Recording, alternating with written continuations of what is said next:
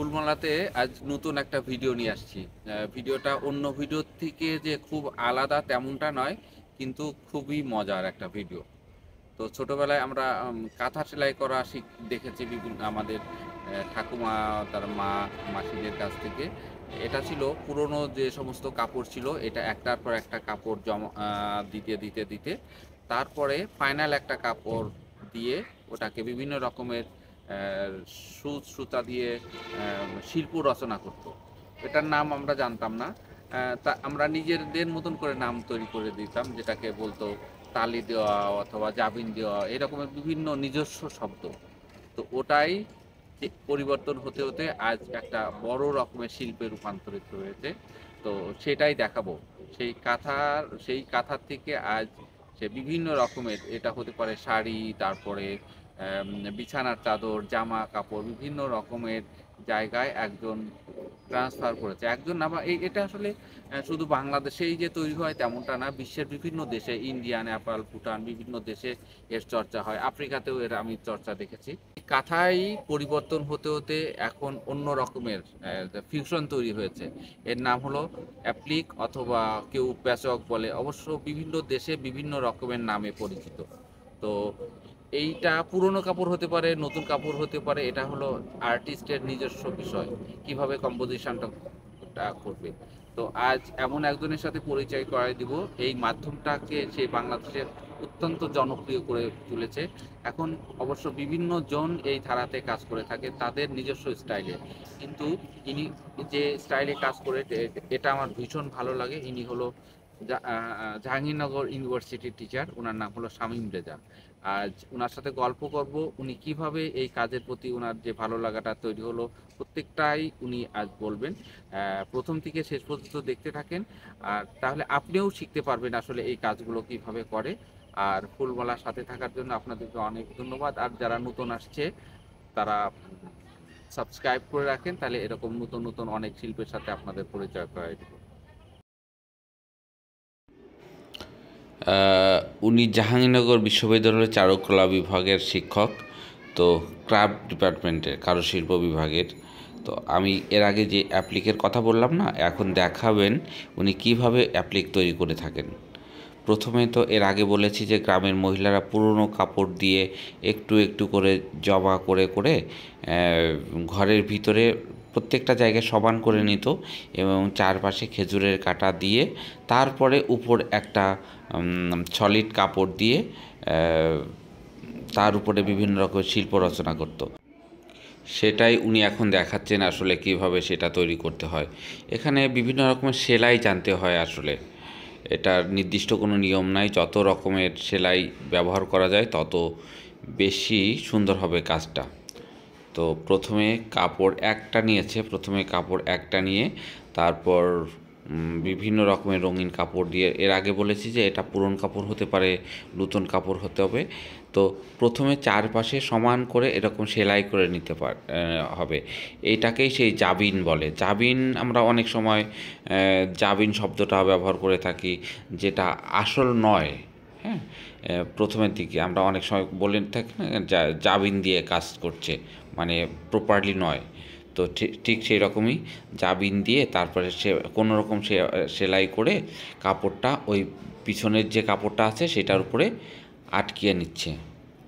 আটকানোর পরে এরপরে আর এক রকমের কাপড়, এটা রঙের যে কম্পোজিশান, এরপরে আর একটা ফুল হতে পারে। এই ড্রয়িংগুলো আপনার পুরোটাই আপনার উপরে নির্ভর করবে। আপনি রিয়েলিস্টিক ড্রয়িং করবেন নাকি অ্যাবস্ট্রাক্ট করবেন, সেমি অ্যাবস্ট্রাক্ট করবেন, অথবা কী করবেন সেটা আপনার বিষয়। প্রথমে ওরকম করে কাপড়গুলো কেটে কেটে এরকম জাবিন দিয়ে চারপাশে আটকিয়ে নিতে হবে। কেননা এর উপরে তো আবার ফাইনাল একটা সেলাই করতে হবে, তাই না? ফাইনাল সেলাই করার জন্য কাপড়টা যেন উঁচু নিচু না হয়ে যায়, আপনার কম্পোজিশানটা যেন নষ্ট না হয়ে যায়, সেই জন্যে এরকম করে আপনার ব্যাকগ্রাউন্ড, যেটাকে ক্যানভাস বলি, ক্যানভাসের উপরে আপনার ড্রয়িংগুলো, কাপড়গুলো আটকে নিয়ে চারপাশে আপনাকে সেলাই করে করে করে নিতে হবে। এটার এক রকমের নাম আছে এই সেলাইয়ের, তারপরে বিভিন্ন রকমের সেলাইয়ের নাম আছে।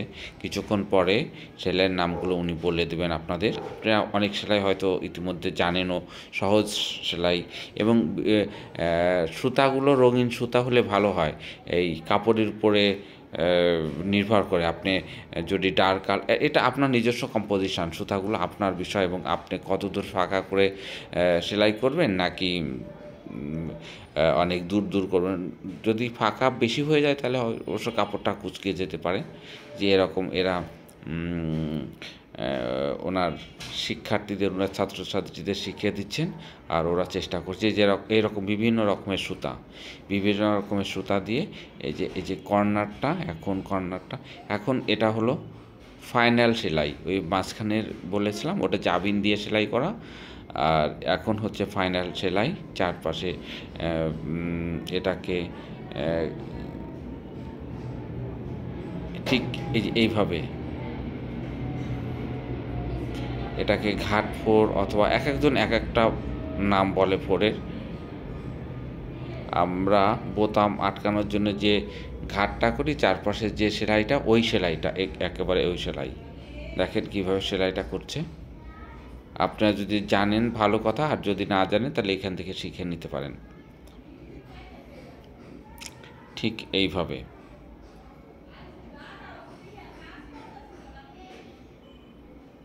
এখন কাপড় ব্যাকগ্রাউন্ডটা হলো হোয়াইট কালার, অফ হোয়াইট, আর তারপরে লাল, কালো, এরকম বিভিন্ন রকমের সুতা দিয়ে আপনারা কাজ করতে পারেন।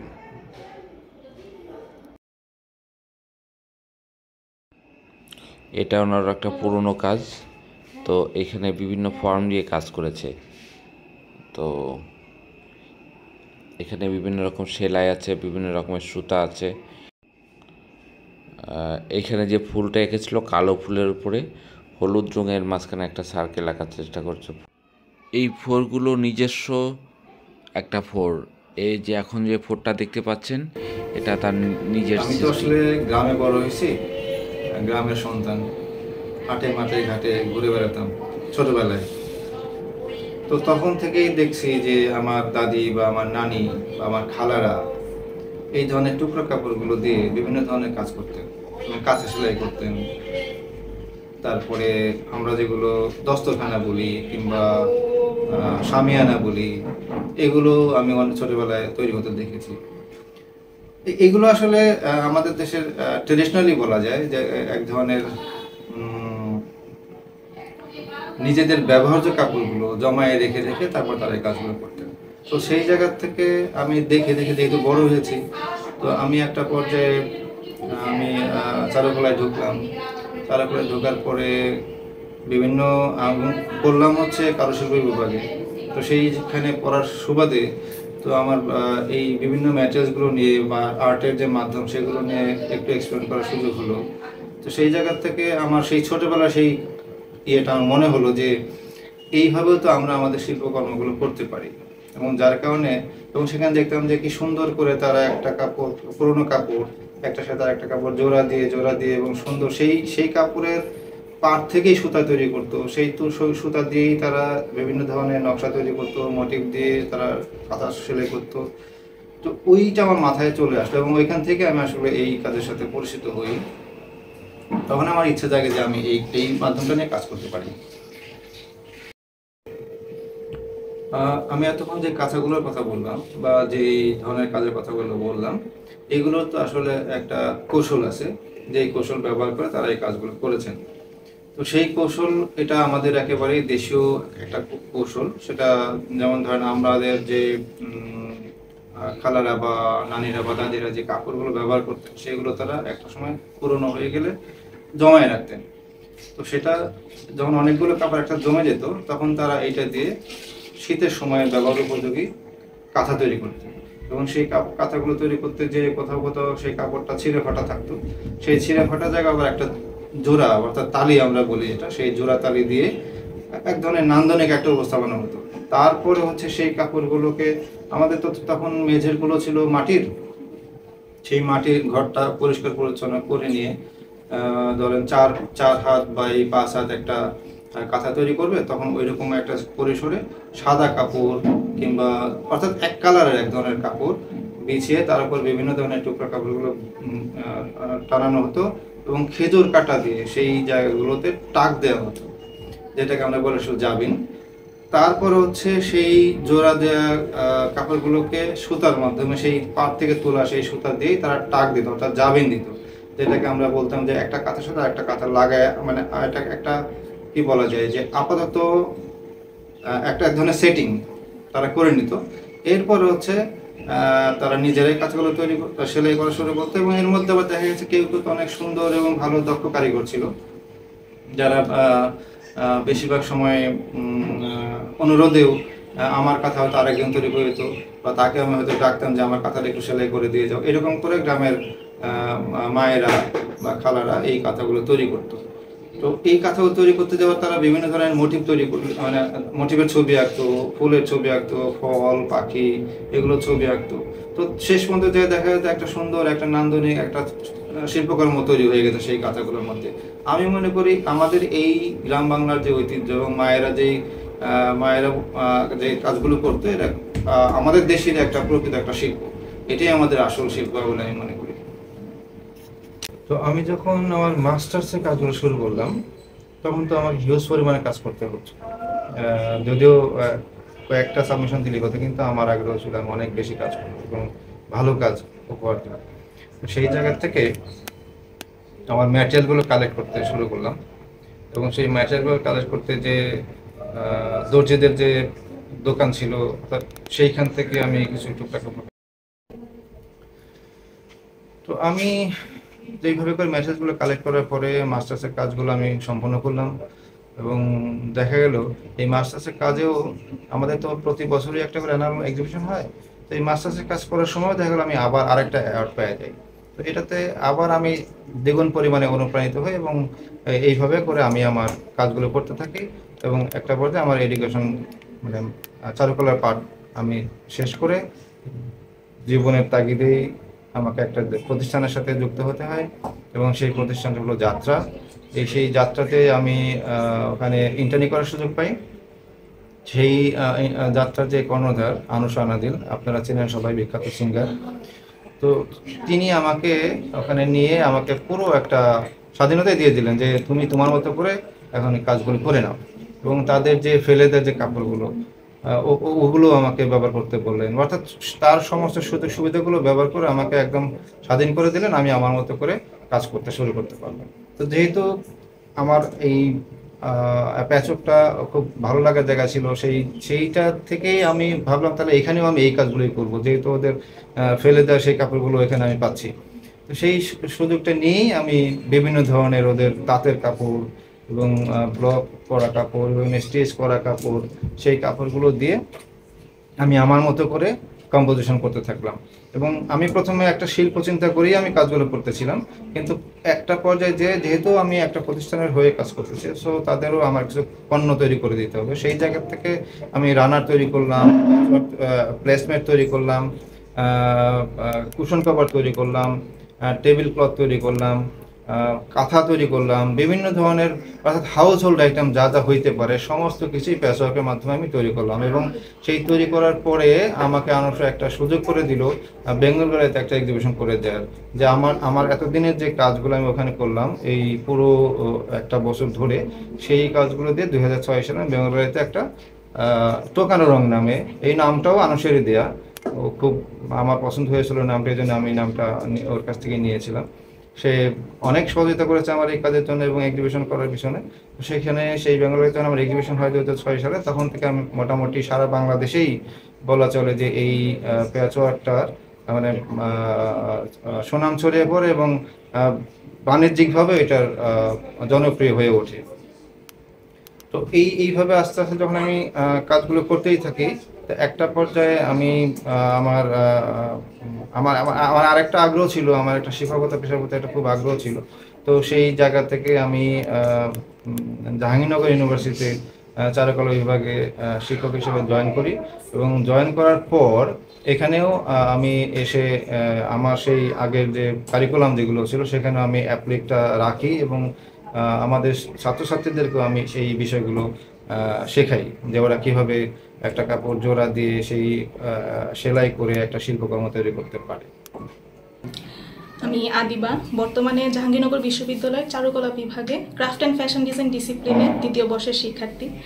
এবং craft and fashion design discipline হওয়ার কারণে হচ্ছে আমি বর্তমানে স্যারের সান্নিধ্য লাভ করেছি এবং স্যারের কাছ থেকে হচ্ছে স্যারের কাজ দেখে মানে স্যারের অ্যাপ্লিক বা প্যাচওয়ার্ক কাজগুলো দেখে হচ্ছে অনেক বেশি অনুপ্রাণিত। যদিও এখনও শেখার সুযোগ হয়নি, যেহেতু 2য় বর্ষের শিক্ষার্থী, মাত্র শেখা শুরু করেছি।